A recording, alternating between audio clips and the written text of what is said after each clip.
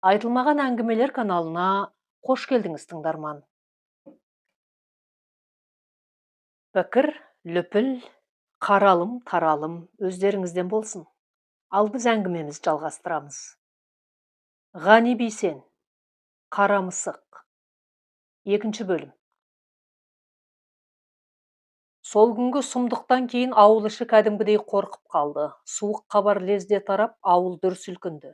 Содан кейін шалдар жағы басшылықтан мылтық сұрап, нақты жауап ала алмады. Бұл қызыл әскердің қазақтың қолынан қаруын алған кезі. Олардың қазір құс ататын білтесі де жоқ. Сонда біздің ауылға қасқыр шапқаны ма?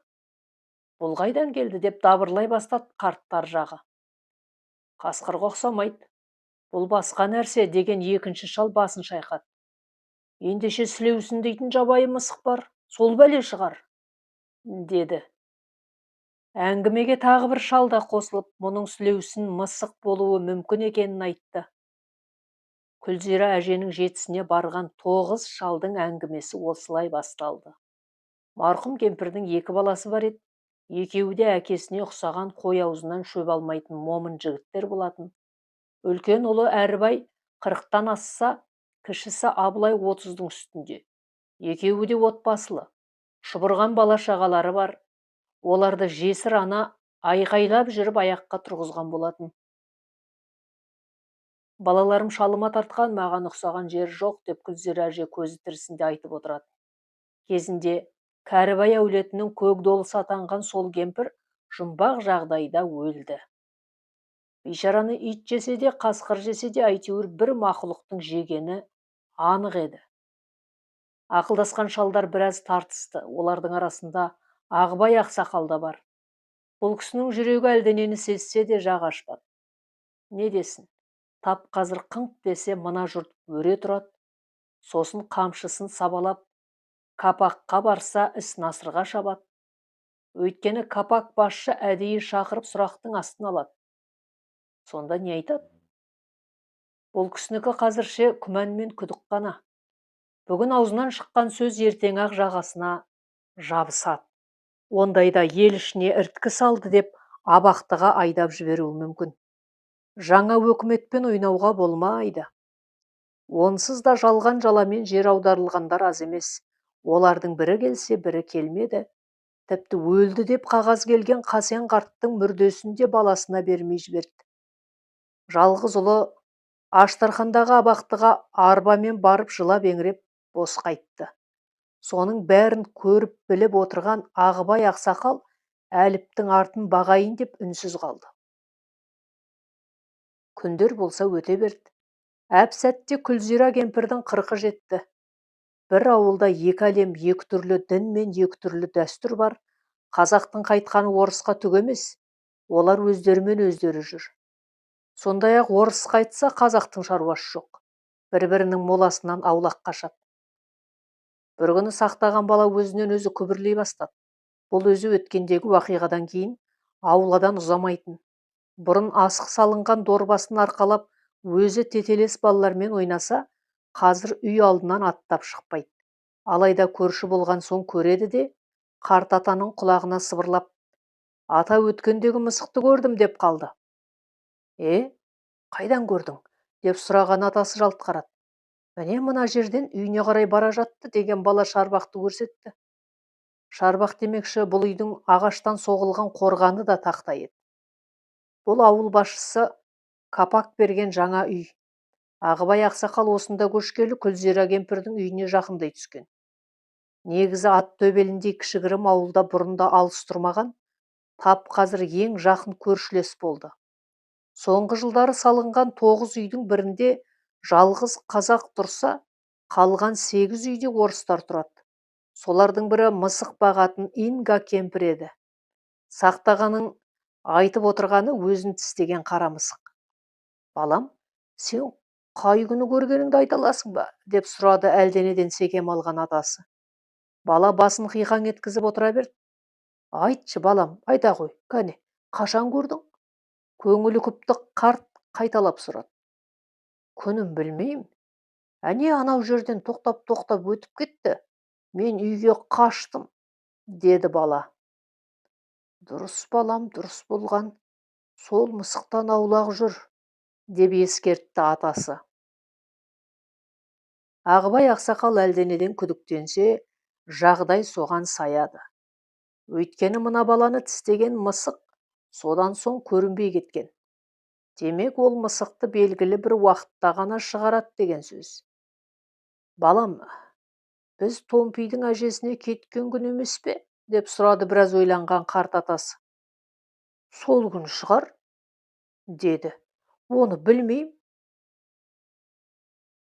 Әйтеуір сақтаған бала нақты жауап бермеді, алайда шалдың күдігі арта берді. Баланың басынан сипап отырып біраз нәрсе сұрады. Өйткені Күлзира кемпір өлген күнге дәл келсе, ендеше тап осы қара мысықтан келгені. Ойлана келе ақсақалдың шыдамы кетті. Балам, сен маған мынаны айтшы. Сен ол мысықты қай кезде көрдің? Түсте ме, кешке ме? Кеште, қараңғы түскенде. Үйде жеңешемнен басқа ешкім жоқ еді. Мен қорыққанымнан қашып барып анау жерден қарап тұрдым, деген бала қолын созып есік жақты көрсетті.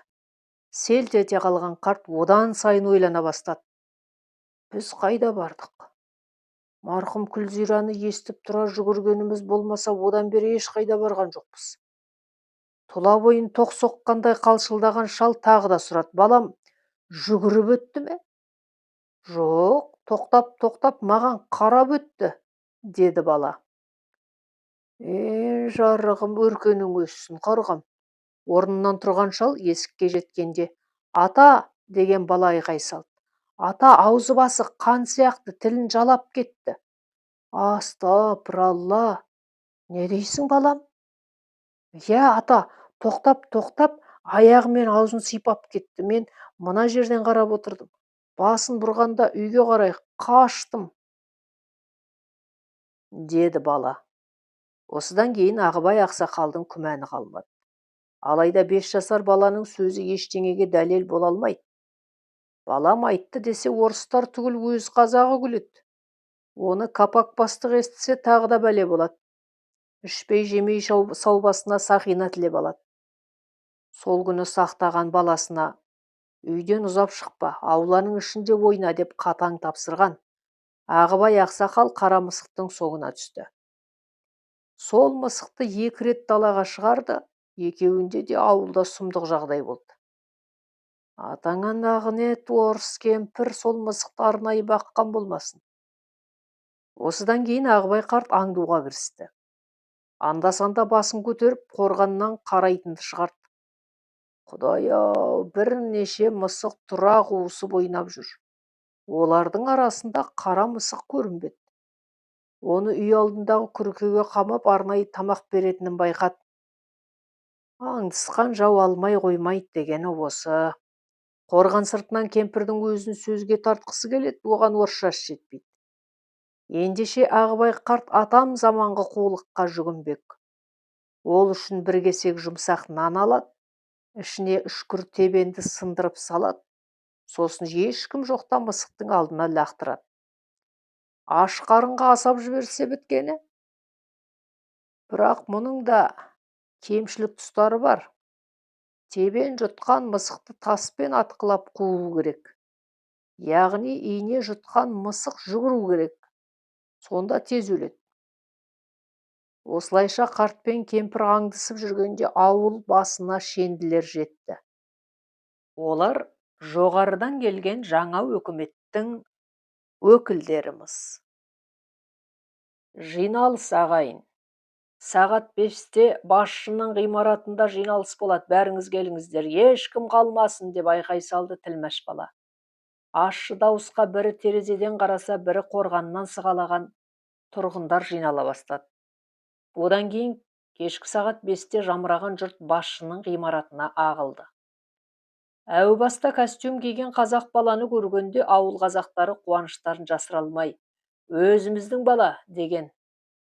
Алайда өздерінің баласы баяндамасын орысша бастап төбелерінен жай түсірді. Балам, бізді көріп отырсың, қазақша сөйлеш. Не айтқаныңды түсінбей жатырмыз, деп күңкілдеді бір ақсақал. Сонда қағаздан басын көтеріп жан-жағына қараған бала, Мен сөйлеп тұрған тіл ұлы орыс халқының тілі. Түсінбегендеріңізге тілмәш бала түсіндіріп береді. Біле білсеңіздер, орыс тілі ортақ тіл. Мұнан кейін мемлекеттік тіл орыс тілі болады. Ол Пушкиннің тілі, Горький мен Ломоносовтың тілі деп қазақшалап қойып, орысшасына қайта басты. Оған орыстар жағы қол соғып әлек. Не деп тұр мына бала? Орысша шүлдірлемей қазақша сөйлесе болмай ма? Біз түсінбей отырмыз. Жас жігіт баяндамасын жасап болып отыра кетті. Мінберге ауыл басшысы Капак шықты. Оның да қолында қағаз. 5 қатарын жүгіртіп өтіп, тілмәшқа қарағанда бала сайрап берді.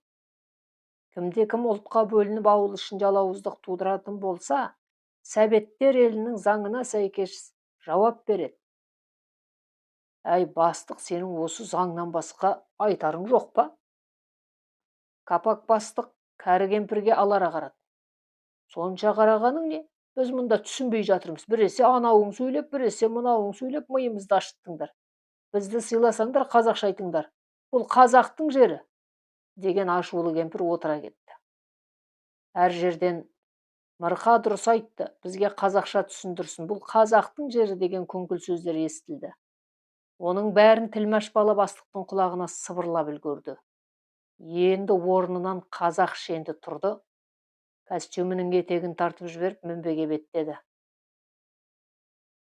Ағайындар, көршілес орыс халқы ұлы дана халық. Біз енді осы халықпен бірігіп бір елде өмір сүреміз, сол үшін артық сөздің керегі жоқ. Дей бергенде, әлгі қағаздан оқығаныңның қазақшасын айт, біз түк те түсінбедік, деген шалдың дауысы шықты. Галстугын тартып кеңірдегін босатқан бала сөйлей бастады. Жарайды ағайындар, айт десеңіздер қазақша айтайын. Бірақ жаңа заңға сәйкес баяндаманың бәрі ұлы орыс тілінде жасалу керек. Бұл конституциямызда жазылған заң, оны бұзуға болмайды. Бірақ сіздер үшін соңғы рет қазақша түсіндірейін. Ауылға жарық келеді. Ол Ленин көсемнің шамы. Демек, жарық келсе, анау өзеннен су шығаруға болады. Олай болса ауылымыз көркейеді, картоп пен қызанақ өседі. Сондай-ақ анау төбенің етегінен ферма саламыз. Ішінде мал өсіріп, ет дайындаймыз. Қандай етті айтасың? Қолымыздағы малымызды сыпырып алған жоқ па? Жылқы бағама, қой бағама, шынымен де қандай ет? Бастық бала, айтшы қане. Екі бет алмадай қызарған шенді мұрнын қысып төмен қарап алды. Содан соң мойнын қиқаңдатып сөйлеп кетті. Ағайындар, айғай шудың керегі жоқ. Жоғары жақ қалай айтса солай болуы тиіс. Ферма дегені біздің тілмен айтқанда арнайы салынған қора. Өкімет сіздерге қора салып береді. Ет өндіреміз. Әй, бала, ненің еті дейсің? Соны айтсаңшы. Әйтпесе ет деп өлтірдің ғой, деген дауыс шықты. Шошқаның еті. Не дейді? Кет әрі, бет аулақ. Шошқа бағамыз ағайындар, деп қайталады бала. Астапыралла, Құдай сақтасын, түфәй. Ленин сақтасын. Оны сіздер бақпайсыздар, арнайы мамандар бағады. Біздің елде ет жетпей жатыр. Кешегі ашаршылықты ұмытпаңыздар. Сол үшін өкімет шошқа келсе, қарсы болмауға тиіссіздер. Баяндаманың қазақшасы осы. Ғимараттың алды қыран топан болды. Орыстар жағы қол соғып құптай жөнелсе, қазақтар жағы жағаларын ұстап таңырқап жатты. Әй, бастық бала, тоқта! Мінберден түсе берген жігіт жалт қарады. Біздің жер арам жинауға арналмаған. Бұл толмас абыздың жұрты, киелі жер, түсіндің бе мені? Оны қолыңызға кісен салғанда айтарсыз, деген бала кете барды. Маржан дұрыс айтады, біздің ауылға мысықтың да шошқаның да керегі жоқ. Ресейде жер құрып қалып па, сонда бақсын. Осы ащы дауыс қаттырақ шықты. Бұл 70-ке таяған Ақан деген ақсақал еді. Ашуға булыққан шал біраз сөз айтты. Ауылдағы шалды кім тыңдасын? 5 орысқа қол қойдырып жұмыс басталды. Ал Ағыбай ақсақалдың аңдығаны қара мысық болды. Сол жылы жаздың аяғында ауыл ішіне бағандар қағылып, жарық келді. Одан кейін төбеден тартылған темір құбыр көрінді. Бос жүрген жігіттер жұмысқа тартылып ай сайын жалақы ала бастады.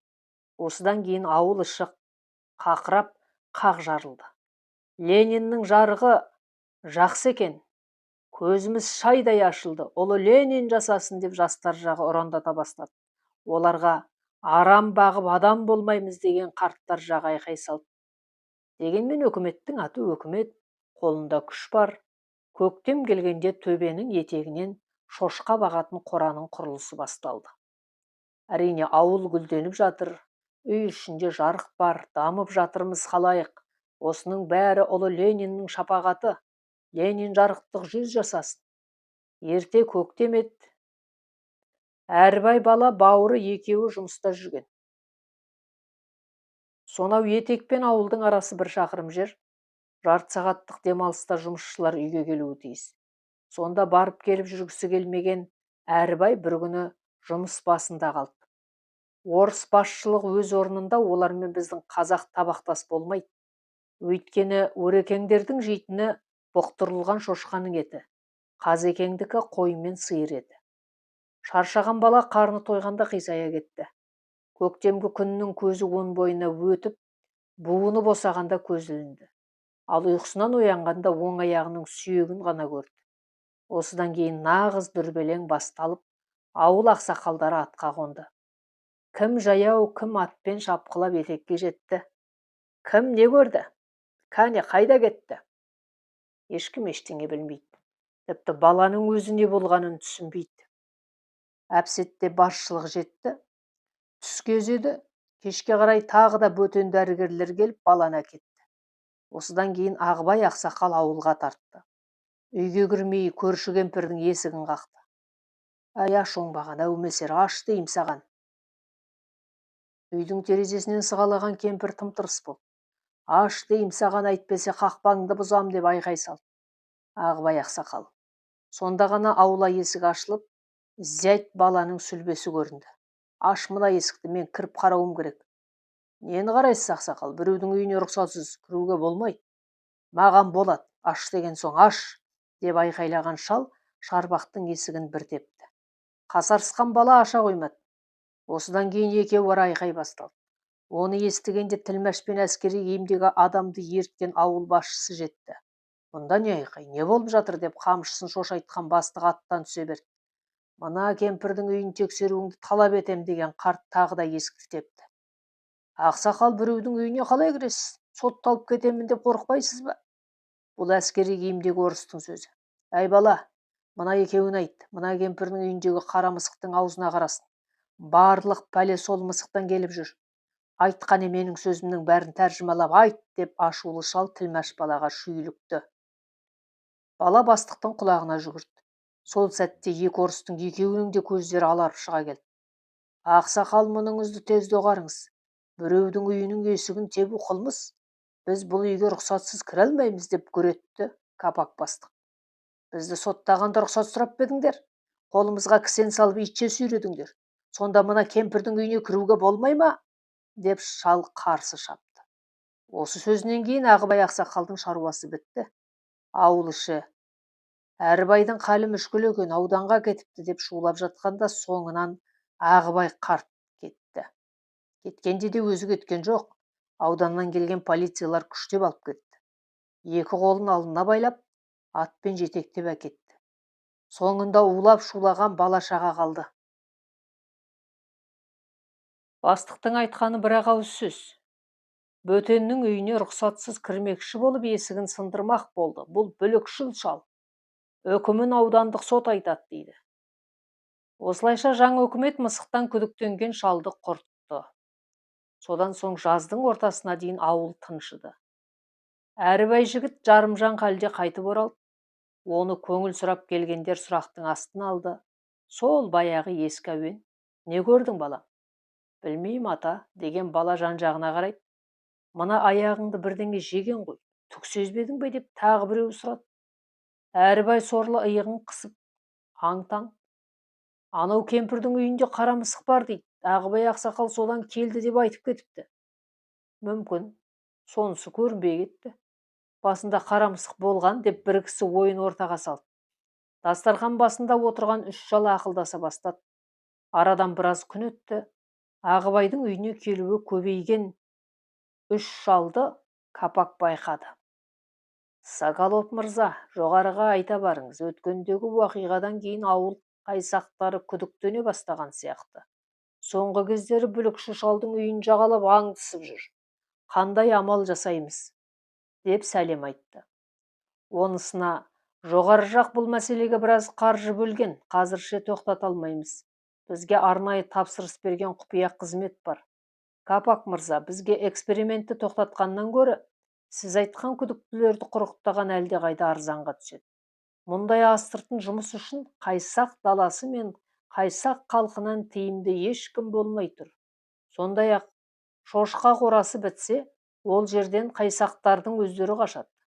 Ол әдейі жасалған бағдарлама.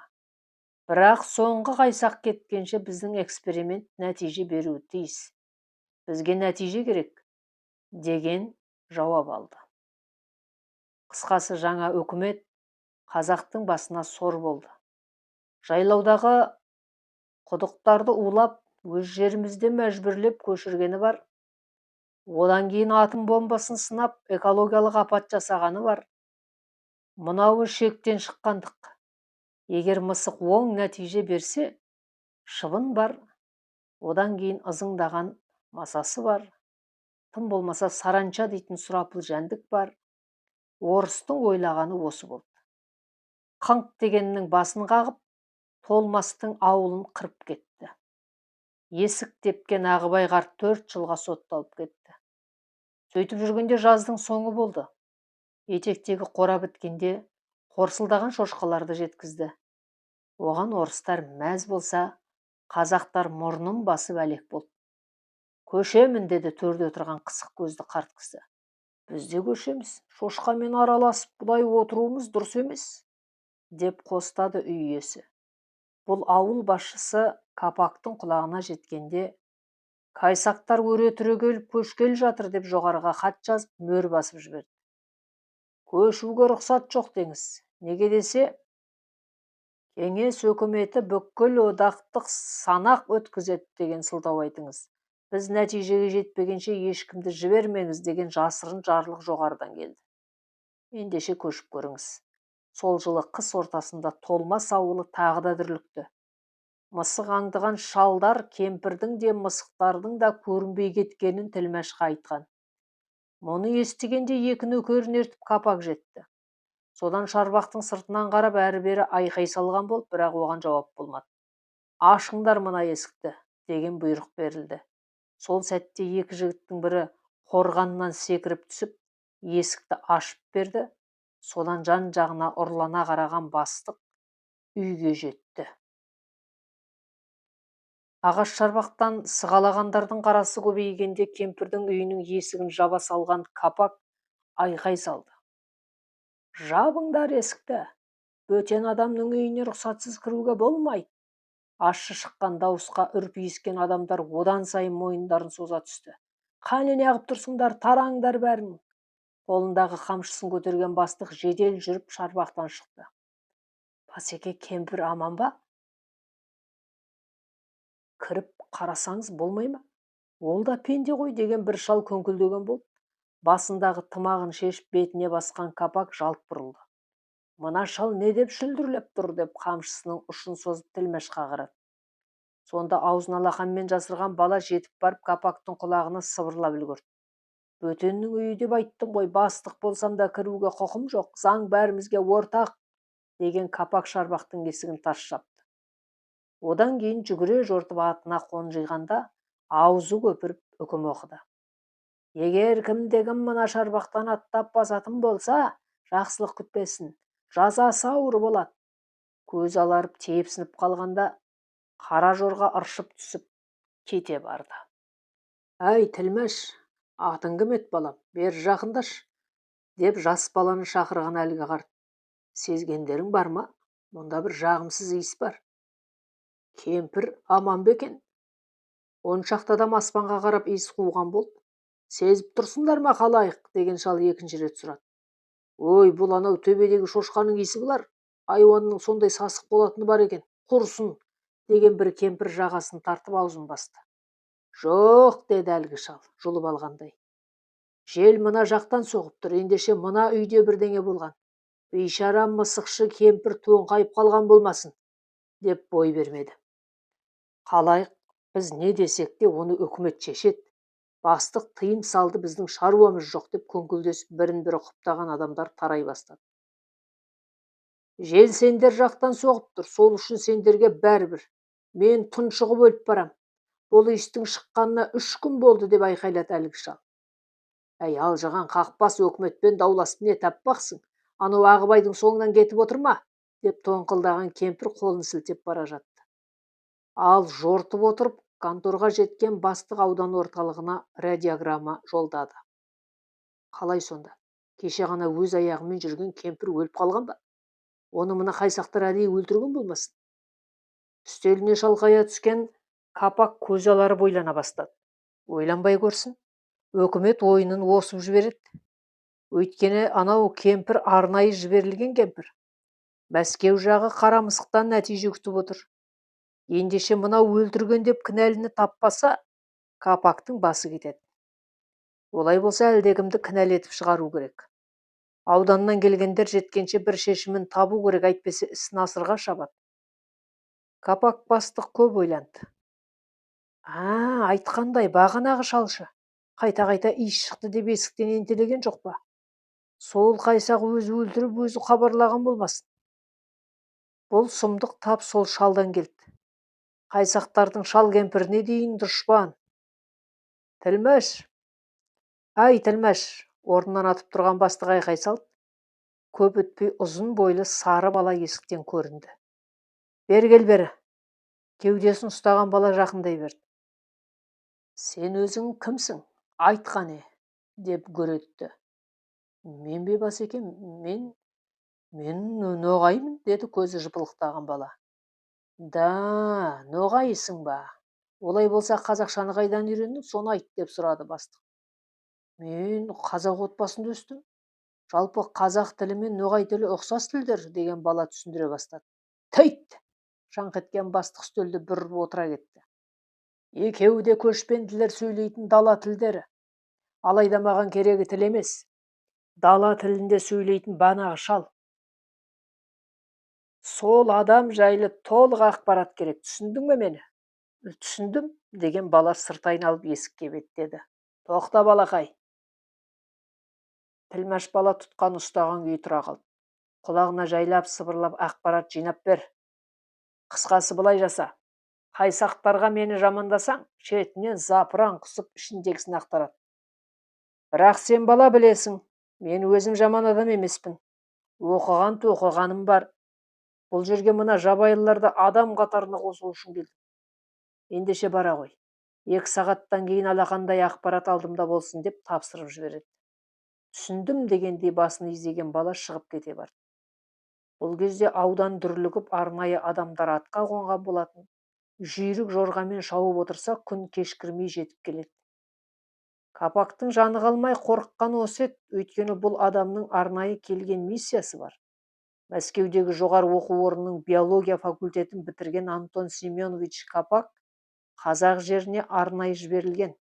Құпия келісім бойынша ауыл басшысы Инга кемпірді көзі қарашығындай қорғауға тиіс болған. Сондай-ақ 40 мысықтың керегі жоқ, керегі көзі қызыл қара мысық қана. Сол мысықтың құны өлген кемпірдің құнынан 10 есе қымбат. Осыдан бірнеше жыл бұрын Бірінші дүниежүзілік соғыс болғанда Европада әртүрлі биологиялық қарулар қолданылған. Олардың арасында шыбын мен масада болған деседі. Сондай қарудың бірін қазақ жерінде сынақтан өткізіп жатыр. Ашаршылықтан есін жиып үлгермеген елге сынақ жасап жатыр. Алайда Инга кемпірдің өлімі жасырын жоспардың тасталқанын шығарды. Ендігі үкім ауданнан жететін арнайы қызмет өкілдерінің қолында. Демек, Капақ бастықтың тағдыры қыл үстінде тұр. Сол үшін алдын ала кінәліні таппаса, басы кетеді. Тілмәш баланы да сол үшін жұмсады. Ата, ассалаумағалейкум, деп қолын созған бала Кеңгірбай қарттың алдынан шықты. Уағалейкум ассалам, бұ қалай бала? деп сұраған шал тесіле қарап өте берді. Мен ғой Тілмәшпін деп өзін таныстырып соңынан ерді. Аты-атым асығыссыз ғой, қайда барасыз деп сұрады бала. Қарындасымның үйіне бармасам, кішкентай жиендерімді сағындым, деді шал. Бала соңынан қалмады. Қатарласа жүріп сөзге тарта берді. Анау кемпірдің өлгені анық балам. Мына күңгірт иіс өліктің иісі. Сол үйден шығып тұр. Шынымды айтсам иістен қашып барам, деген шал ағынан жарылды. Тілмәшқа да керек осы еді. Орыстарды жамандап Кеңгірбай қарттың буынына түсті. Ей балам, орыстан көршің болса, айбалтаң жаныңда болсын деп Ағыбай замандасым айтқан еді. Несін сұрайсың? Бір жағымызға шошқа бақты, екінші жағымызға мысық бақты. Кезінде толмас аруақтың жанға жайлы жайлауын арамға тепкілетті ғой, деп аңғал шал айтып салды. Ата бұл ауыл қазір Толмачевка деп аталады. Оны бір ауыздан мақұлдап қолымызды қойдық. Олай болса жаңа жарлыққа сәйкес толмас деп бұрынғы атауын айтуға болмайды, деп мүсіркенді бала. Солай деп анау келімсектер айта берсін, мен үшін бұл төбе толмас ақсақалдың киелі жайлауы, деп кейіген шал жүріп кетті. Бұл бейшара шалдың басын алуға осы 3-ақ ауыз сөз жеткілікті. Өйткені орыстарды келімсектер деп кемсіткені бір айып, айбалта жайлы айтқаны екінші айып, ал арамға басы қылатты дегені тіпті сұмдық. Ондай сөзден халық жауын айналып шыға келеді. Дегенмен ашулы шал айтты да қойды, оны капаққа жеткізіп Тілмәш ноғай абырой таппайды. Кезінде шеше сөйлеп тұл жетім болып қалғанда, Оңғаш деген қазақ кісі бауырына басқан. Содан адам болып қатарға қосылды. Ендеше ноғай баласы қазақ халқынан жамандық көрмеді. Сөйлесе алмадым деп бас салбырап қайта барды. Не дейсің ей? Таппадым дейсің бе? Қайдан тапсаң да тап, кішкентай ғана ауылдан таппадым деген не сұмдық? Деп әкіреңдеген бастық Тілмәш балаға қамшысын сілтеп қуып шықты. Мұнысы одан сайын жас баланың зығырданын қайнатты. Бастық болсаң өзіңе деп тоңқылдады бала. Мына қазақтар дұрыс айтады, бұлар қанқұйлы коммунист адамдар. Ағаш түбіне жетіп қалтасына қолын салып ұстап көрді. Жоқ, тап қазір тіс жаруға болмайды, бұл үлкен жанжалға себеп болады. Ашулы бала төбе басына қарай жүре берді. Қайтсын, соңынан қарап капак тұр. Кеңгірбай шалды іздеп кеткендей көрінді. Сөйтіп жүргенде күн кеш болды. Ауданнан шыққан қос аттылы қоржынын сүйретіп төбеден асты. Бұл не жағдай деп айғай салып кабинетке кірген дәу сары орыс. Бұл Сорокин деген құпия қызметтің өкілі. Сөз таппаған капак бейшара маймылдың күнін кешті. Біз саған барлық құзыретті бердік. Алақандай ауылды басқара алмай алжыдың ба ақымақ, деп еленді тепкен орыс жер жебіріне жетті. Қысқасы ауыл басшысын сыбап алған Сорокин мырза күннің батуын күтті. Тілмәш баланы шақырсам деп мәймөңкеледі капак. Бөтен адамның керегі жоқ, тіпті сенің де керегің жоқ. Ел ұйқыға кеткенде өзіміз барамыз деген аудандық өкіл ұрсып тастады. Сонымен ел аяғы басылғанда ұрлана басқан екеуі Инга кемпірдің үйіне жетті. Есіктен кіргенде көргендері сұмдық еді. Бейшара кемпірдің сүйегі ғана қалған. Қамауда жатып қарындар ашқан мысықтар етін тартып жеп қойыпты. Үйдің жарығын қоспа, қолшамыңды жақ деп сыбырлады Сорокин. Қосшы орыс бұйрықты орындап терезенің пердесін түсірді. Содан соң қолшамын жағып үй ішін тінтіп шықты. Жолдас майор, шамамен 1 апта болған, мүрде иістеніп кетіпті. Бізге қашан өлгені керек емес, неден өлгені маңызды. Мүрдені мұқият қара деп тапсырды Сорокин. Аузы басын тұмшалаған жігіт кемпірдің мүрдесін аударып тастап қолындағы әйнекпен қарап шықты. Ешқандай зорлық-зомбылықты белгісі жоқ. Өлген соң аш мысықтар жеп қойған. Мендегі тұжырым солай Басеке. Қараматаға кемпірді салдырды, одан кейін қарындары томпайған мысықтарды ұстатып қапқа салдырды. Басеке, объектіні не істейміз? Соны мен де ойланып тұрмын. Мүмкін ауыл сыртына апарып тастармыз деген бастық теріс қарап көп ойланды. Ал мияулаған мысықтарды қапқа салған жігіт оларды есік алдына шығарып жатты. Қысқасы былай болсын деген Сорокин шешім шығарды. Айтуынша тап қазір терезенің ернеуінде қасқайып отырған қара мысықты ауыл сыртына апарып қоя береді. Бірақ жамбасына арнайы екпе егеді. Сосын мұны тірі жан көрмеуі тиіс. Ал кемпірдің мүрдесін капактың өзіне рәсімдетіп көндіреді. Бірақ оны ауыл адамдары өз көздерімен көруі тиіс. Балақай, жасырын жоспар осы болсын. Нақтырақ айтқанда, кемпірді жерлегенімен қаптағы мысықтарды ауыл қайсақтары көруі керек. Олар ауданнан келгендер кемпірді көміп мысықтарды алып кетті деп ойлайды. Сонда ешқандай күдік болмайды. Түсіндің бе, балақай? Лейтенант шендісі солай жасады. Көзі қызарған мысықтың жамбасына ине шаншып, үйден шықты. Темекі тұтқан Сорокин мырза сыртта тұрған. Қап көтерген лейтенант жақындай берді. Басеке, бірдеңе айтайын деп едім, ғафу өтінемін, рұқсат етіңіз. Айта ғой, не болды? Деген бастығы темекісін тастай салып езіп жіберді. Мына объект ұстатпай кетсе, қалай болады деп сұрады жас жігіт. Ол жағымен шаруаң болмасын, лейтенант мырза, бош жіберсек болашақта жұмыс болады. Жоғарыдан ақша аламыз деп сыбырлаған Сорокин жас лейтенантқа есікті көрсетті. Осыдан кейін иығына қап салған жігіт қою қараңғылыққа сіңіп жоқ болды.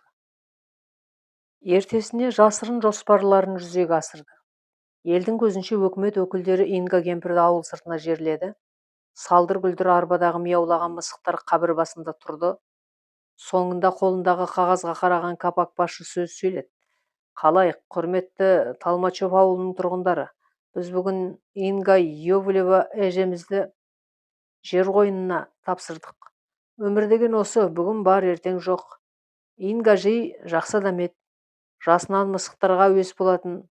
Айтайын дегенім, мұнан кейін ол мысықтарға қарайтын адам жоқ. Сол үшін оларды ауданнан келген өкілдерге тапсырдық.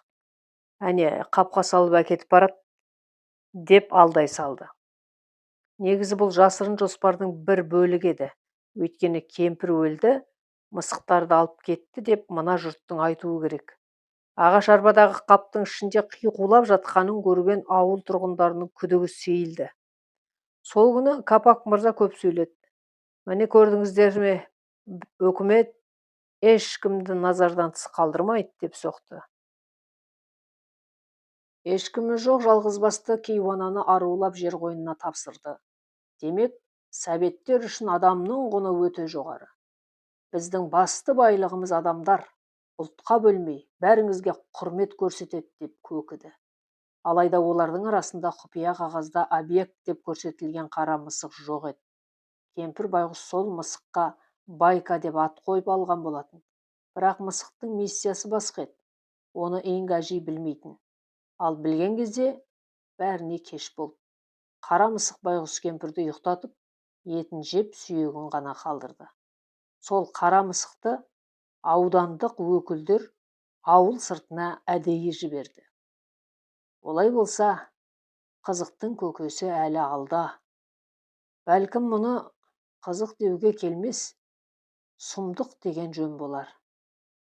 Қысқасы, адам етіне үйренген мысық түн қараңғысында ауылға кірді. Екінші бөлімнің соңы жалғасы бар. Авторы Ғани Бейсен, оқыған Нұрлыгүл Өтемісқызы.